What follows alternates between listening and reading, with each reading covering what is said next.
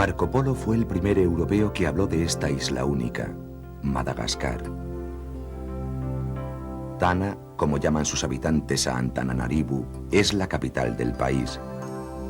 Es el puesto de mando de una isla que comenzó su deriva hace aproximadamente 165 millones de años, cuando partió de las costas de África y quedó anclada en el Océano Índico. La ciudad de Tana, fundada en 1610 por Andrian Yaka y elevada después a categoría de capital por el rey Andrian Ampuinimerina, es nuestro primer contacto con la cuarta isla más grande del mundo, que tiene una extensión 2 veces mayor que la de Gran Bretaña y una población que ronda los 14 millones de habitantes.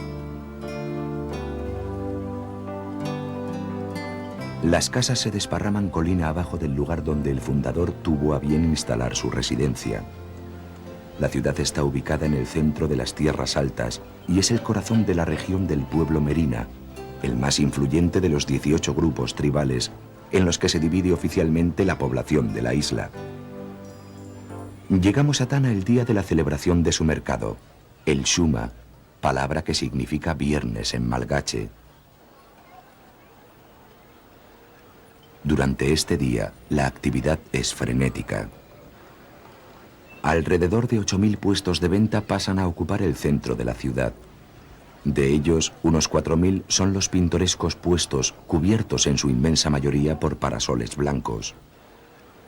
Debajo de ellos aparece tal variedad de productos que se nos antoja compararlos con los ubicuos centros comerciales de los países occidentales.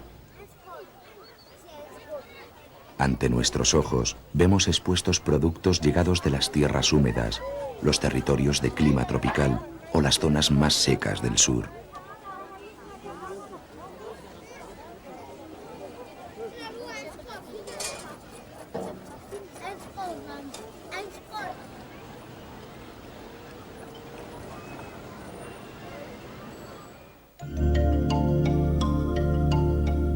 Nos vamos a los alrededores de la capital para descubrir la principal zona productora de arroz del país. Su papel en la vida malgache supera todo lo conocido y su importancia es aún mayor que en los países del sudeste asiático, origen de las plantas que hoy crecen aquí. El propio rey Andrian Ampuinimerina llegó a afirmar que el arroz y él eran la misma cosa. Los malgaches son los mayores consumidores del mundo, con cerca de 400 gramos al día por persona. Pero a pesar de su gran producción, todos los años se ven en la obligación de importarlo para cubrir sus ingentes necesidades.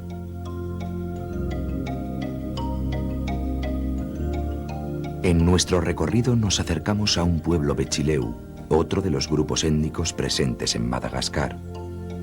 Sus casas están hechas de rojos ladrillos de adobe y techos de paja. Estos últimos se renuevan cada 5 años.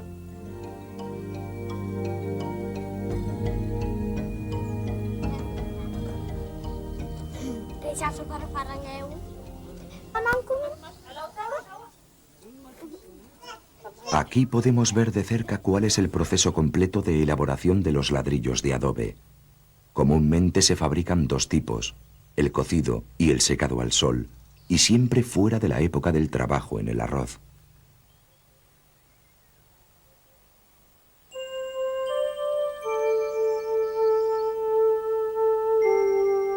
El primer paso se da en las propias tierras, usadas con anterioridad para el cultivo del arroz.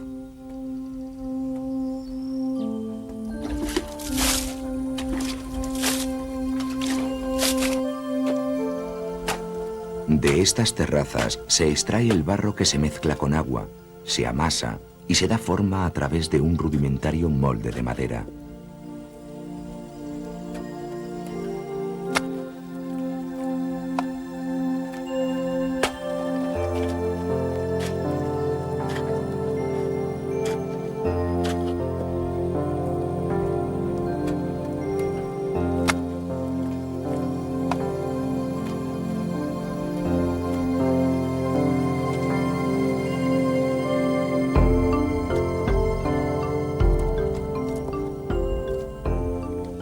Después se dejan secar al sol.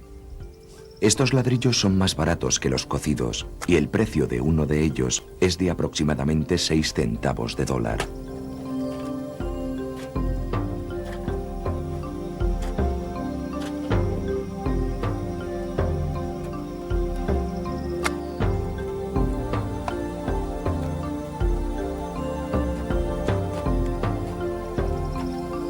Pero son los ladrillos cocidos los que más llaman nuestra atención.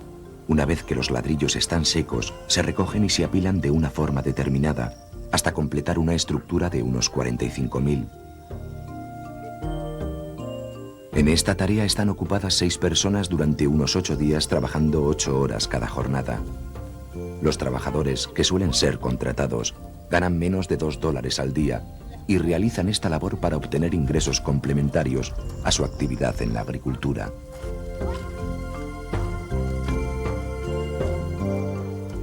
Los ladrillos de las capas exteriores que no se hayan cocido suficientemente en la primera ocasión volverán a formar parte de una nueva pila hasta obtener el punto correcto. Después de colocar los ladrillos, se sella con barro el exterior y se da fuego en el interior a una mezcla de carbón vegetal, leña y salvado.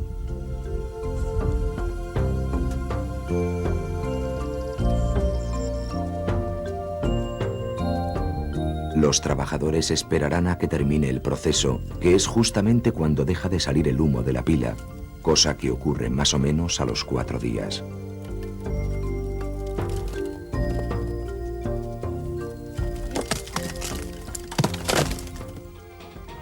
Pero no habíamos aún terminado de asimilar nuestros nuevos conocimientos sobre la producción de los ladrillos de adobe, cuando de repente descubrimos una algarabía de personas rodeando una tumba. Se trata del Famadiana, la ceremonia del retorno de los muertos.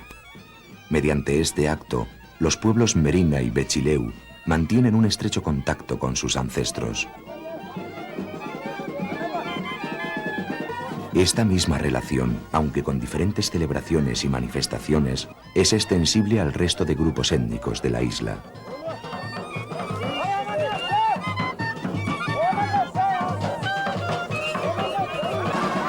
La familia Rasanabini es quien celebra hoy su fiesta de los muertos. Según esta creencia, el reencuentro con los familiares fallecidos se inicia cuando el ancestro reclama al jefe o anciano vivo que le preste atención porque tiene frío o se encuentra incómodo. Para atenderle debidamente, los familiares vivos organizan una alegre fiesta en su honor durante el invierno. La familia Rasanabini, acompañados de amigos y vecinos, sacan de la tumba los cuerpos de 3 familiares. El mayor de los ancestros había fallecido en 1950. Entre cantos, bailes, ingestión generosa de ron y la estridente música del Irahashi, la banda que se sitúa sobre el mismo techo de la tumba se consume todo el día.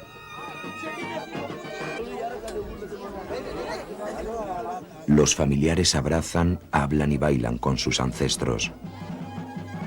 Después añaden un nuevo lienzo para cubrir los restos.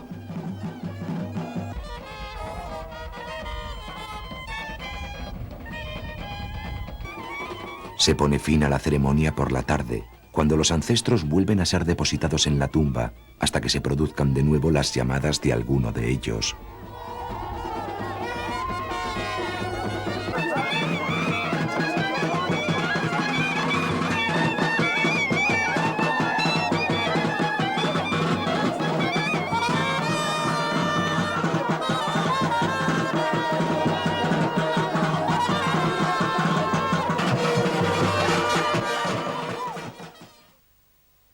El paisaje está herido.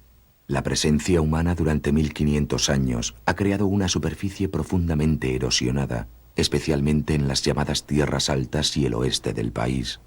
Este paisaje, sin embargo, se ha convertido en una característica singular de la llamada Isla Roja, donde su tierra descarnada se ondula hacia el horizonte. Nos desplazamos hasta Chirianumadidi, una pequeña localidad de las tierras altas, para tomar el avión rumbo a nuestros nuevos destinos en el oeste de Madagascar, el río Manambolo y el Chinqui de Bemará.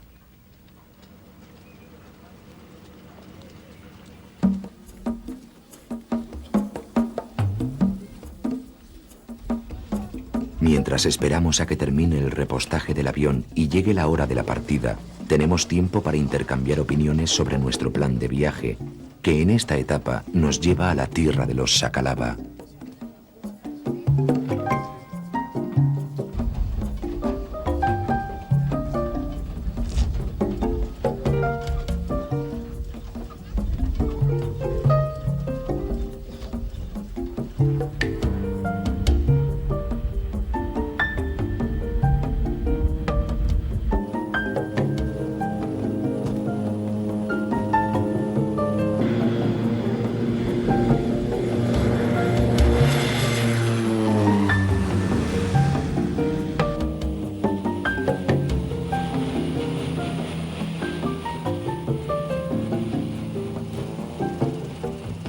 Desde el aire tenemos una mejor visión del sorprendente paisaje. Las lavacas o abarrancamientos erosivos cosen estas tierras marrones, donde algunos árboles han recolonizado las zonas protegidas de su interior.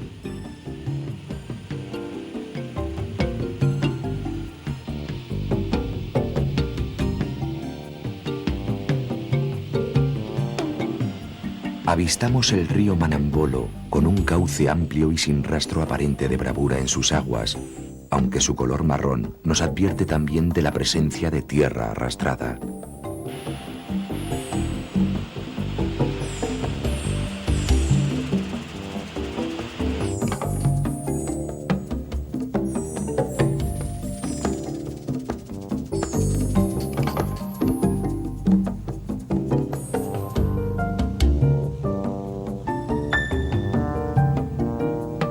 Llega la noche en las orillas del río, cerca de la población de Ancabandra. Mañana comenzaremos nuestra incursión aguas abajo. Ahora es tiempo para el descanso. Este ha sido nuestro primer campamento en el río Manambolo. El hecho de estar en temporada seca ha facilitado las cosas. En tiempo de lluvias, que aquí son bastante escasas, no hubiera sido posible. Las canoas nos esperan en la orilla para incenso.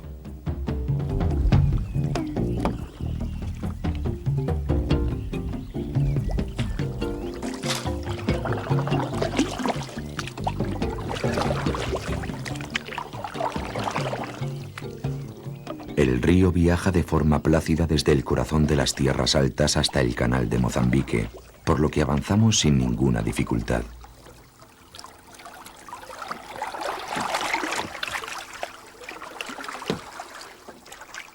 En una de las orillas, descubrimos a unos nativos con una rudimentaria estructura para la destilación. Están preparando el ron local, llamado tocagas. Para su elaboración se parte de la caña de azúcar.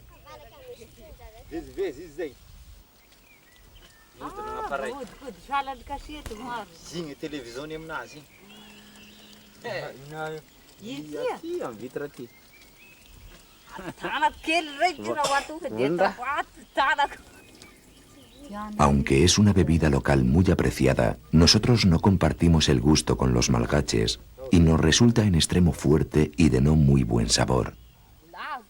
Cuestión de gustos.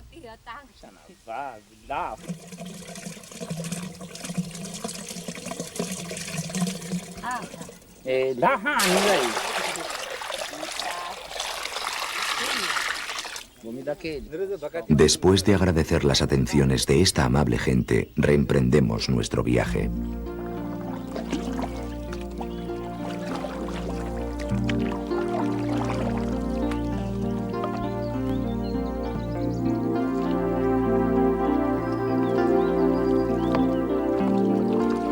Ahora nos detenemos de nuevo en la orilla para reponer fuerzas e instalar nuestro nuevo campamento. Aunque la jornada de hoy no ha sido especialmente dura, siempre se agradecen los momentos de descanso y los ratos que transcurren en los campamentos.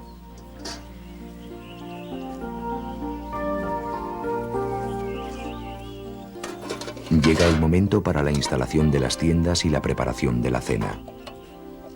Al día siguiente queremos emprender una marcha a pie por los alrededores del río para descubrir los tesoros naturales de la región.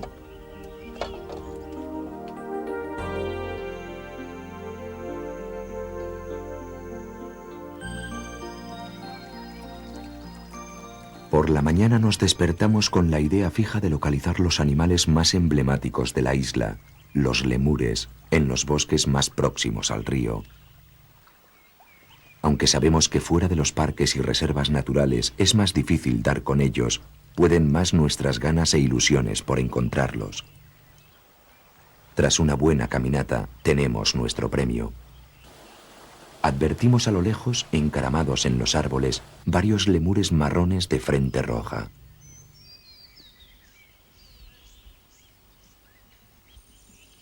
Estos son los primeros representantes de las 32 especies distintas del grupo de prosimios que viven en la isla. Según se cree, sus antepasados llegaron desde el continente africano navegando sin rumbo, sobre ramas y troncos, hasta las costas de Madagascar.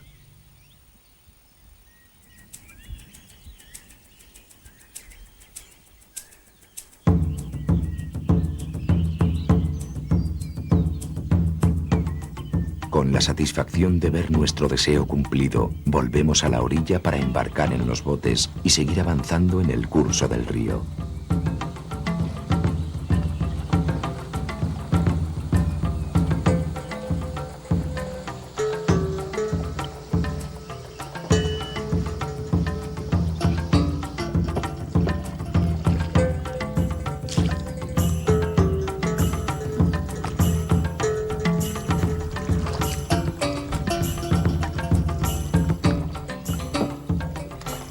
Las gargantas del Manambolo, por las que atravesamos en estos momentos, sirvieron de cementerios para los que se suponen primeros pobladores de Madagascar, los Bazimba. Pero es justamente el cómo se pobló la isla una de las polémicas todavía no resueltas definitivamente por la comunidad científica, aunque se admite como posible que confluyeran a un tiempo pobladores de origen africano e indonesio, con predominio cultural de estos últimos.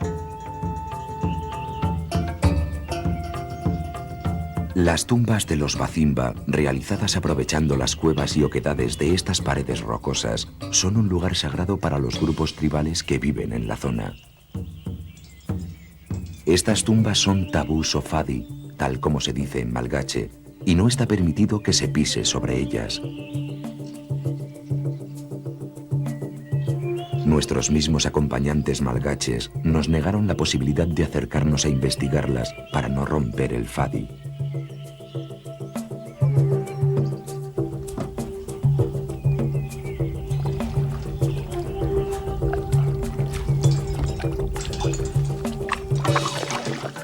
Ahora llegamos al pueblo ribereño de Becupaca.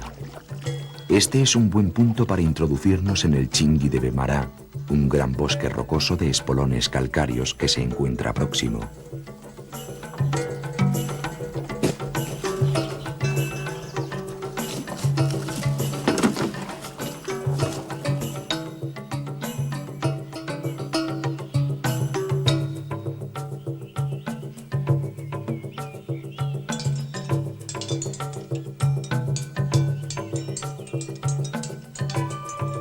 A pesar de que se trata de un laberinto kárstico donde es muy fácil perderse, no resistimos la tentación de conocerlo por dentro si Charles Rakutumalala, nuestro amable guía, nos acompaña.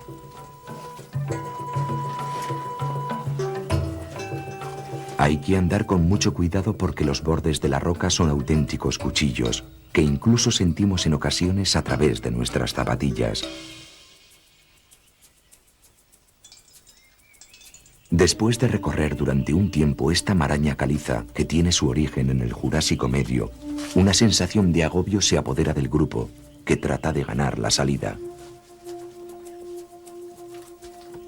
Charles Rakutumalala nos habla del Chingui de Bemará. Les Ching sont des anciens massifs coralliens qui étaient 400 millions. Los Chingui son antiguos macizos de caliza que tienen unos 170 millones de años. La erosión ha creado sus afiladas puntas. Las que tengo detrás son muy altas, pero si fuéramos hacia el norte, encontraríamos algunas que llegan a los 30 metros. Tienen unos 80 kilómetros de largo y entre 20 y 30 kilómetros de ancho.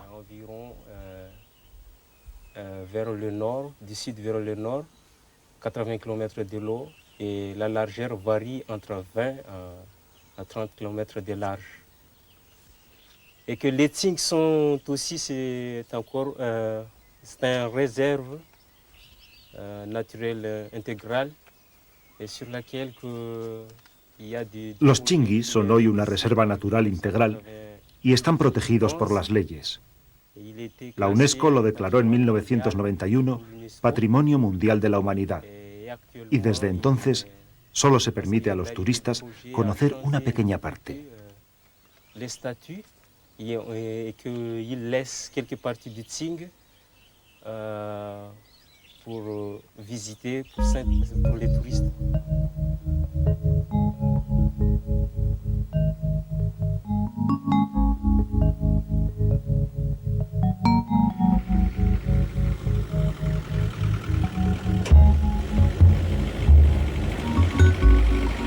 Hemos abandonado definitivamente nuestras canoas para emprender viaje en todo terreno hacia la población de Murundaba, corazón de la tierra de los Sakalava, otro de los grupos tribales más numerosos de la isla que habitan la franja oeste.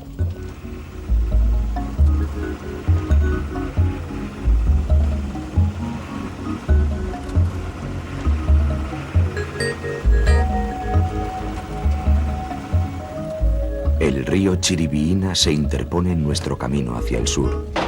Para cruzarlo contamos con la colaboración de un transbordador.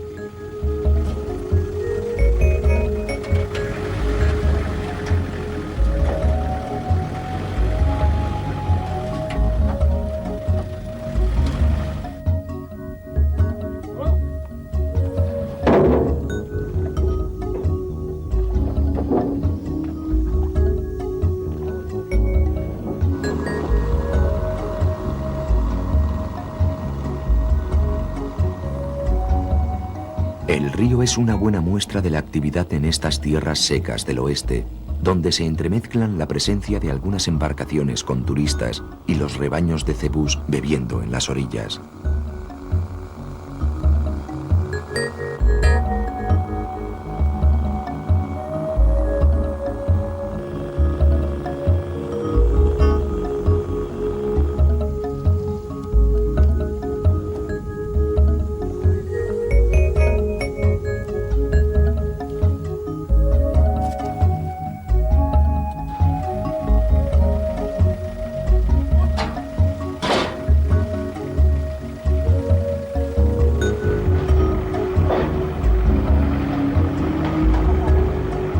Ahora ya encontramos el camino libre hacia Murundaba.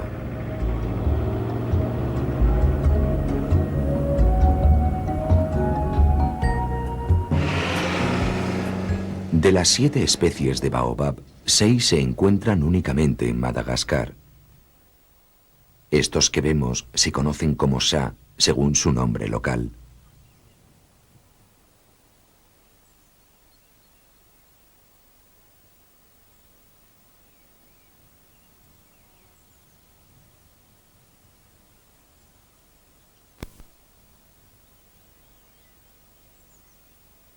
A los de forma de botella o tubo grueso, los locales los denominan funi. Ahora cruzamos por la famosa avenida de baobabs en las proximidades de Murundaba. Esta fantástica alameda está formada por los renala, que nos parecen gigantes soldados haciéndonos los honores a ambos lados de la pista.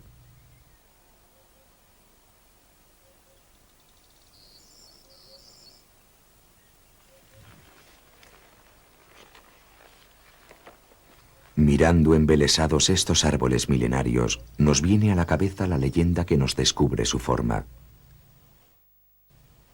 Según se cuenta, los árboles fueron arrojados desde el cielo y quedaron hincados directamente sobre la tierra, con las raíces al aire.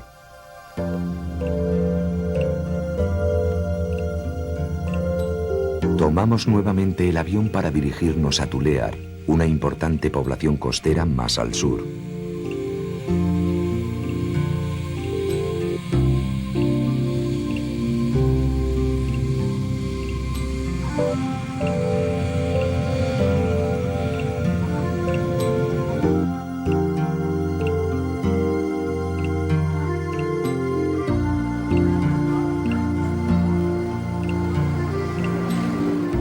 En sus calles descubrimos el ir y venir incesante de personas que tiran de un carro con pasajeros. Tulear tiene aire africano y muy poca historia como ciudad. Fue fundada en 1895 y es la última de las capitales de provincia nombradas en Madagascar.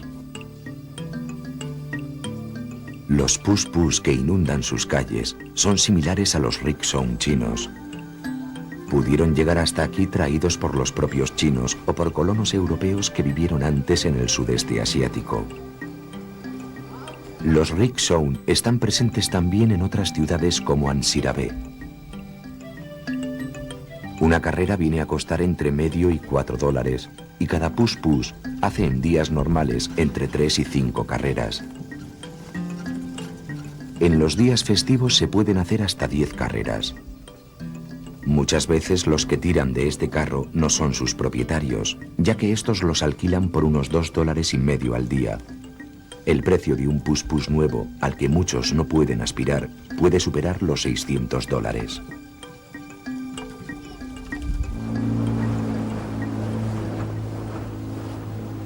Seguimos ahora nuestro viaje por la costa oeste hasta el poblado de Sarundranu. Sus 700 habitantes pertenecen a la tribu de los Bezo. Son un pueblo de pescadores que se hacen a la mar con canoas robadas a grandes troncos y embarcaciones con velas cuadradas de tela, desafiando la presencia de los tiburones en el canal de Mozambique. Construyen sus modestos poblados a escasa distancia de la costa, ocupando en ocasiones las mismas playas. En tiempos pasados, esto no era así, y los Bezo, con rasgos evidentemente africanos, tenían otras actividades.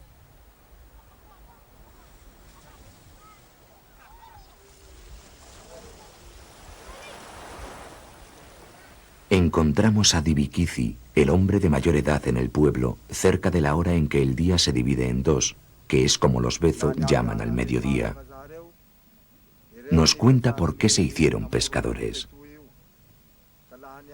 Los blancos llegaron hasta aquí desde el oeste y, siguiendo su ejemplo, otros pueblos les imitaron para recalar en estas costas. En la provincia de Tulear, donde ahora estamos, hay entre 10 o 12 razas diferentes.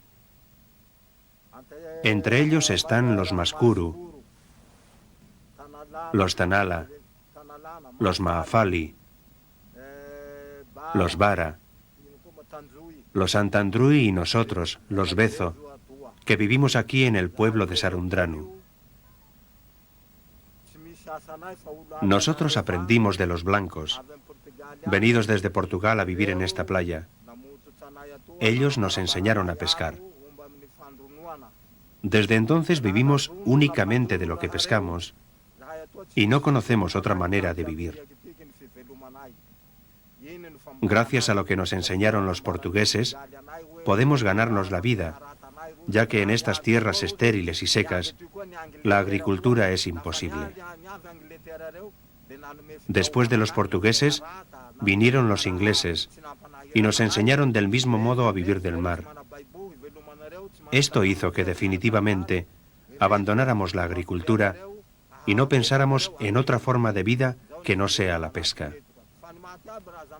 En este pueblo soy el más viejo y sé lo que hacían nuestros antepasados, y hasta el día de hoy nosotros seguimos haciendo lo mismo.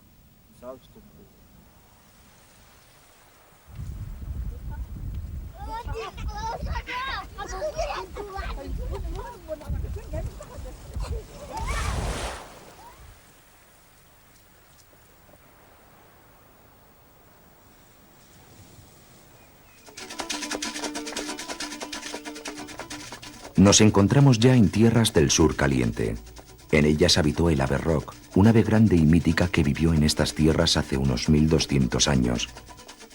Nuestra intención es descubrir los restos de esta ave, conocida científicamente como Aipillornix, y para ello acudimos a consultar al adivino curandero del pequeño pueblito de Becanama, en la región de los Maafali.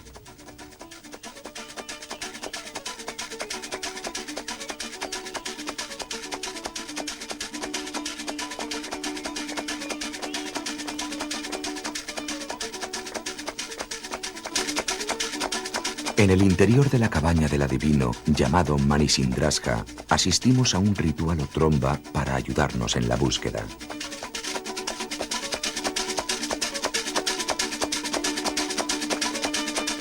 La música está presente durante toda la ceremonia. Según la creencia, esta crea un ambiente positivo que ayuda en la invocación de los ancestros y favorece la llegada de los espíritus.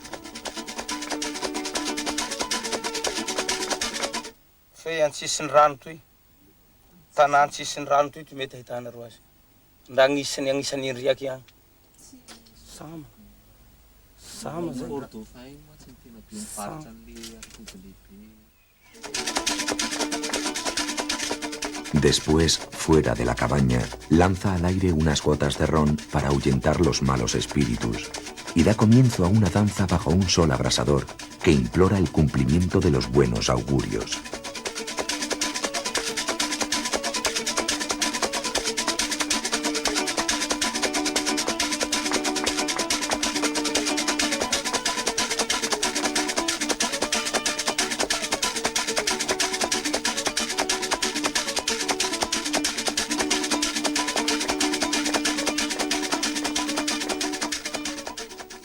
Morir y no ser enterrado por los parientes es morir como un perro, dice un proverbio malgache. Los Maafali, autores de los Alu Alu, estos tótems esculpidos, celebran la muerte de forma esplendorosa, al igual que el resto de los grupos existentes en Madagascar. En sus Alu Alu, que culminan las tumbas de piedra, dejan constancia de la vida del muerto con estos símbolos. No los reconstruirán nunca, y así, cuando terminen pudriéndose y desapareciendo, el espíritu del fallecido quedará libre. Los parientes colocan también los cuernos de los cebús sacrificados durante los funerales. Cuantos más cuernos vemos, mayor fue la riqueza del muerto y sus familiares. En muchas ocasiones, las familias quedan en la ruina al sacrificar todos sus cebús. Los Antandrui, otro de los pueblos que habitan este árido sur, tienen algunas diferencias con los ritos de los Maafali.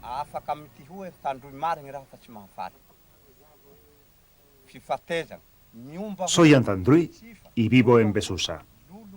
Cuando uno se muere, se pone la cabeza en el este y los pies en el oeste. Después se instalan grandes piedras al este y el oeste, y en los otros puntos cardinales. La maleta que se pone en la tumba significa que el muerto se lleva consigo las cosas que más le gustan. También se colocan los cuencos para echar las bebidas y honrar así al muerto. El espejo debe ponerse al este. Se coloca para que el espíritu del muerto no moleste más a los vivos. Los cuernos sobre la tumba significan la riqueza del muerto. En la parte superior, encima de los cuerpos de los muertos, se construye una estructura que se llama Casa del Espíritu o Champanay.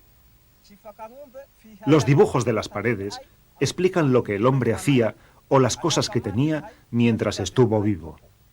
Los Antandrui hacemos estas tumbas aunque nos cuestan mucho dinero y para ello debemos vender cebús. Lo hacemos así porque esta es nuestra tradición.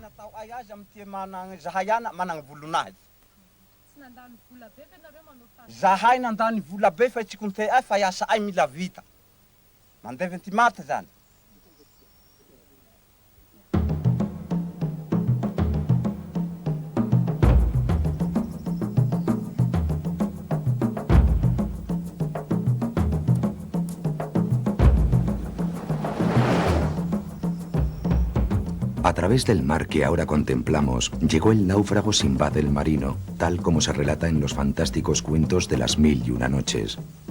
Para escapar de la isla, el legendario navegante se sujetó a una enorme ave mientras ésta dormía, y así, al levantar el vuelo hacia otras tierras, se lo llevó consigo. Esta sugerente leyenda pudo tener como base real la existencia del ave roc, el gran pájaro solo conocido en Madagascar. Manirisua, un profesor de inglés en Foxcap, nos habla sobre la extinción de esta ave a la que nombra como basjú. El basjú, o apiornix, es el ave más grande que ha existido en Madagascar. Vivió aquí hace 1000 años. El basjú ha desaparecido porque nuestros antepasados lo cazaron y comieron. Era un ave fácil de cazar, porque caminaba muy lenta y se cansaba rápidamente. Por eso nuestros antepasados la perseguían durante muchos kilómetros hasta darle caza.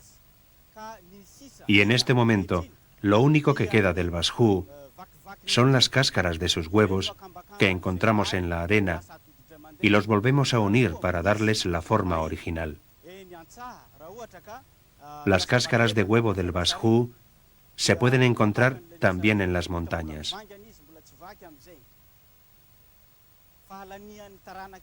Pero lo que da lástima en este momento es que no exista este animal, que fue exterminado por los malgaches y que hoy sería una gran riqueza.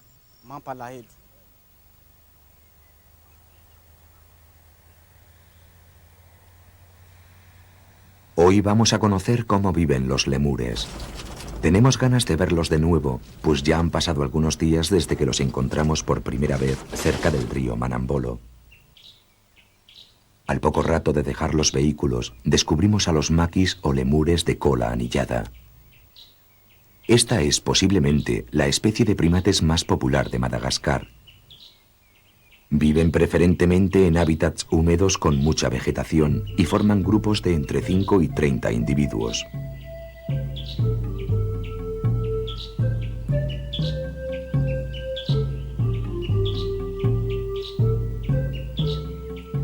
Cuando adoptan esta posición, se dice que están adorando al sol, aunque el objetivo último y más práctico es aumentar su baja temperatura corporal.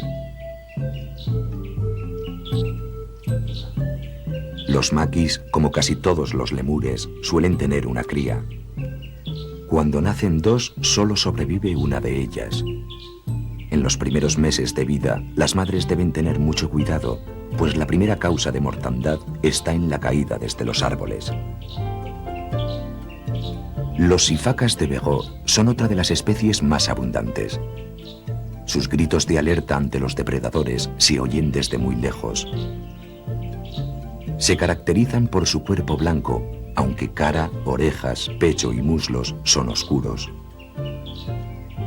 Viven en grupos que nunca superan los 10 miembros. Cuando pasamos junto a estos maquis, no se asustan. Son unos animales amigables y sienten curiosidad por las personas.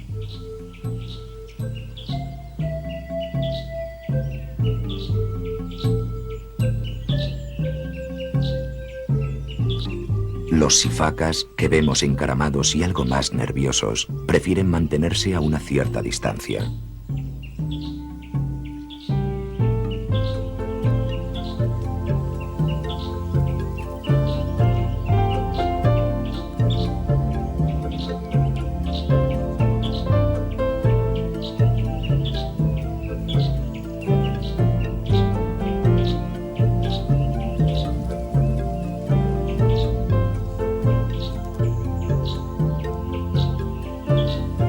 Los lemures marrones de frente roja, fáciles de identificar por sus manchas en la cabeza, componen manadas de entre 5 y 15 individuos, y su líder suele ser una hembra, como ocurre en otras especies de lemures. Su hábitat original se encuentra al norte de Murundaba y han sido introducidos en el sur por intereses privados. Pero los endemismos de la fauna no hacen más que empezar con los lemures. Los zorros voladores, que cubren el cielo al atardecer, son una de las 29 especies de murciélagos presentes en la isla. Estos mamíferos voladores son objetivo de los cazadores furtivos, ya que su carne es apreciada como alimento por algunos pueblos malgaches. Los lemures deportivos, como estos que vemos aquí, son de hábitos nocturnos y poseen grandes ojos que les dan apariencia de estar siempre asustados. El pequeño lemur ratón gris es también nocturno y se alimenta de insectos y frutos. Este todavía no quiere dejar el nido, aunque sea de noche.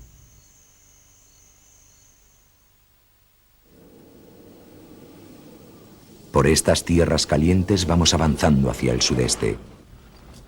Esta formación vegetal, propia de territorios secos y áridos, recibe el nombre de bosque espinoso.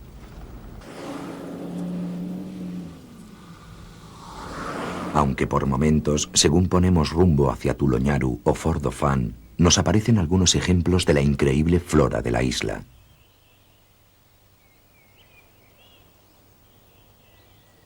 Las chumberas son otra muestra más del clima y suelo que pisamos.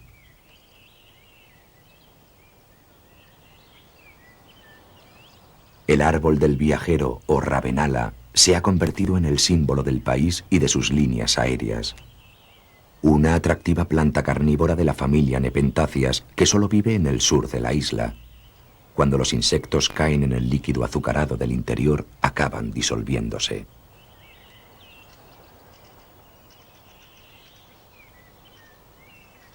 Hemos llegado a la costa este. Estamos en tierra de tifones. Son desgraciados testigos los últimos barcos embarrancados sobre la arena.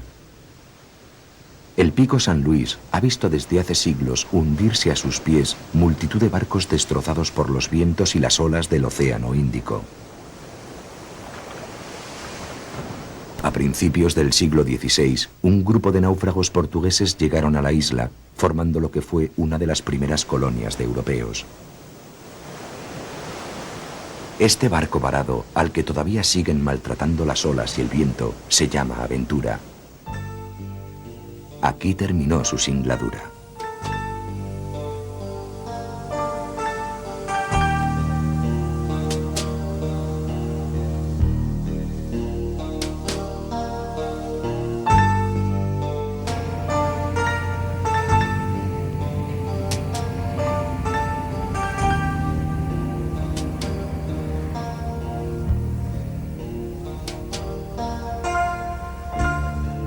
Los Vara habitan estas tierras donde los rebaños de cebús campan a sus anchas.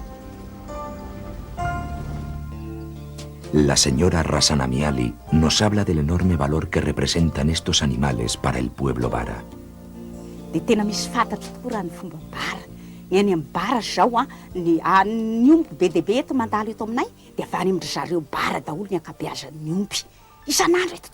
La tribu de los Vara viven en el pueblo de Iusi. Son los que tienen más cebús de todo Madagascar. El cebú es la riqueza de este pueblo, y cuando un hombre pide la mano a una mujer, los padres de esta quieren saber la fuerza y hombría para permitir que su hija se case. Para ello deben conocer si ese hombre ha robado al menos un cebú en su vida. Si un hombre es capaz de robar muchos cebús, quiere decir que tiene mucho honor. Así que un hombre debe robar al menos un cebú para poder casarse.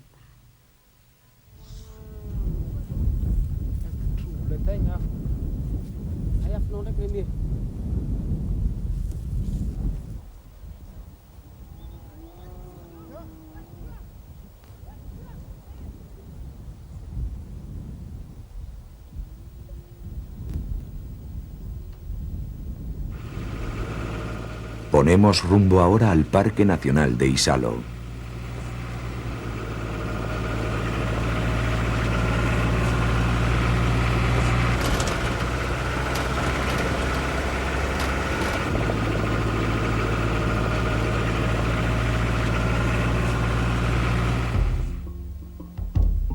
El parque fue declarado en 1962 y tiene una extensión aproximada de 82.000 hectáreas. Las montañas de Isalo son atravesadas por largas y profundas gargantas de variada vegetación, gracias a los microclimas que se crean en el interior. La fuerza del viento y las lluvias, bastante escasas pero caídas sobre tierras sin protección vegetal, han dado origen a auténticos paisajes lunares, con formas caprichosas creadas por la erosión.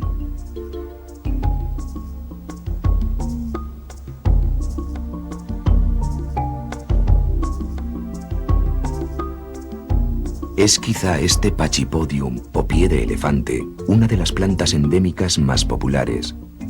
También se le llama por su apariencia el pequeño baobab.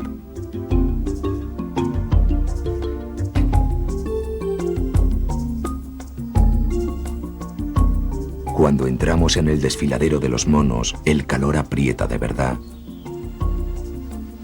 A A ambos lados se levantan unos muros rocosos que nos dan la sombra que necesitamos.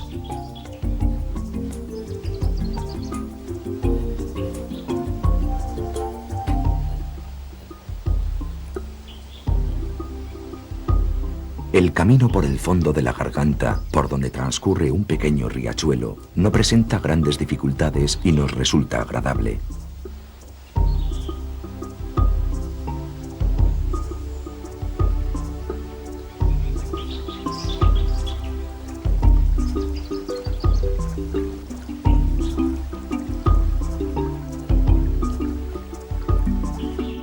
Este desfiladero acoge también a algunas especies de lemures. En estos árboles aparecen los sifacas de Bego.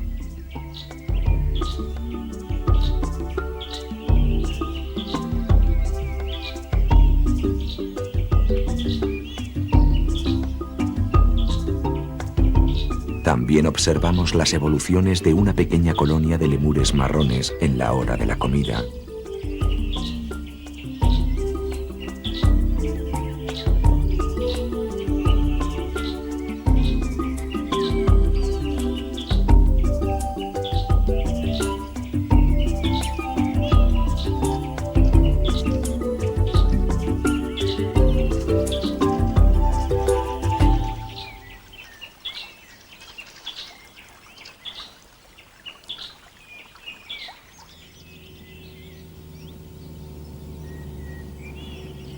De vuelta al vehículo, seguimos nuestro camino por una polvorienta pista hacia el Parque Nacional de Ranumafana.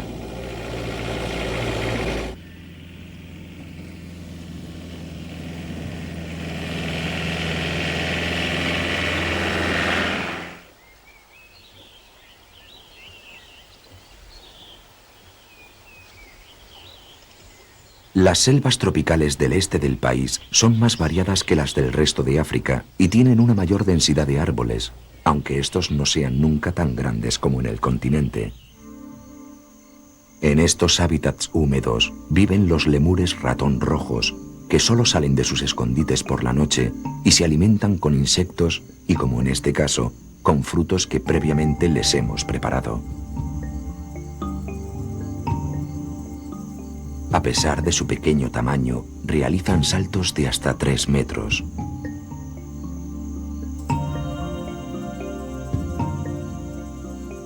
Los lemures ratón, al contrario que la gran mayoría de las otras especies, no se encuentran al borde de la extinción y son relativamente abundantes.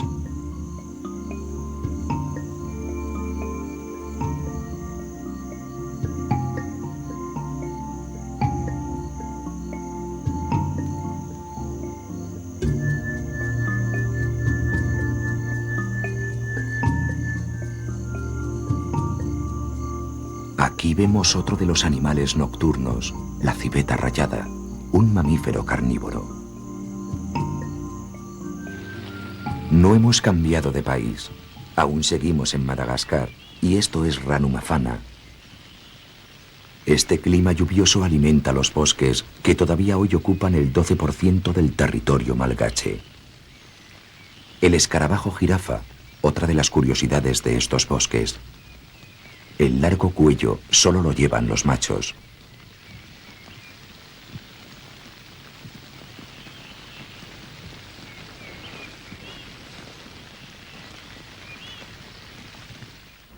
Dejamos atrás este espacio húmedo y verde para adentrarnos en el parque de Pernite o Andasibé, que se encuentra en el centro del país.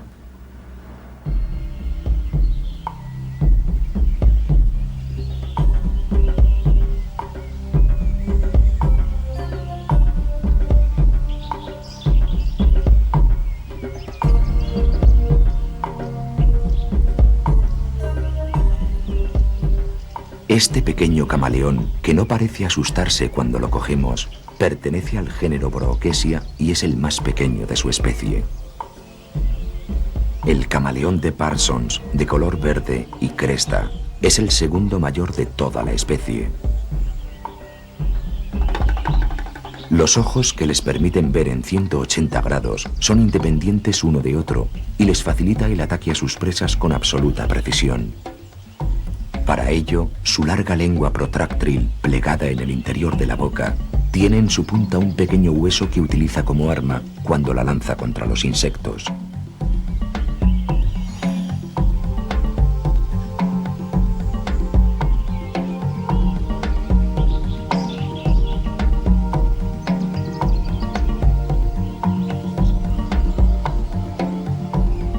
Pero en Andasibe y en todo el país, el Indri, el lemur más grande de todos, es el rey. Dice una leyenda que en cierta ocasión, cuando un hombre cayó desde un árbol, un Indri lo recogió en sus brazos y evitó que se estrellara contra el suelo.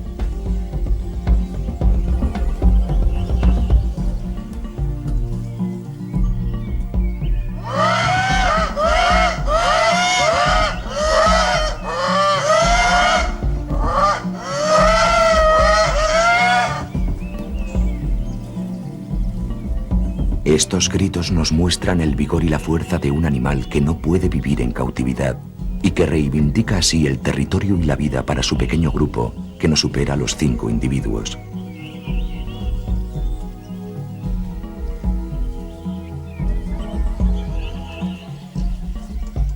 El grito del Indri es una llamada de atención. En este viaje hemos aprendido que Madagascar debe encontrar un futuro donde estén a salvo su increíble tesoro natural y el bienestar de sus habitantes.